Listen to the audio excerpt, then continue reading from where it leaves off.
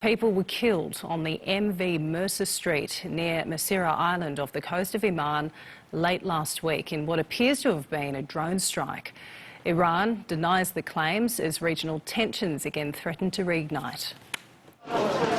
Entering his weekly cabinet meeting, Israel's relatively new Prime Minister focusing on a decades-old conflict.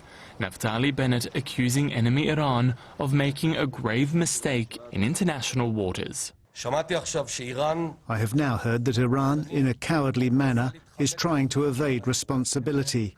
They are denying it. So I state here categorically, Iran is the one that carried out the attack against the ship. That ship, the Japanese-owned but Israeli-managed MV Street Mercer, a British and a Romanian national were killed during Thursday's alleged strike. Israel says an Iranian drone attacked the vessel's bridge. The US and UK bolstering that claim and condemning Iran. British Foreign Secretary Dominic Raab said it is highly likely Iran attacked the ship. US Secretary of State Antony Blinken vowing an appropriate response. There is no justification for this attack, which follows a pattern of attacks and other belligerent behavior. American reinforcements called in to escort the ship and support the crew. Tehran, though, unequivocal, maintaining allegations against it are baseless. These distractions are nothing new. We see them every once in a while. The regime occupying Jerusalem has brought with it insecurity, violence, terror and war wherever it goes. It's the latest in a string of attacks in a long-running proxy war, which in recent years has been increasingly concentrated on commercial shipping.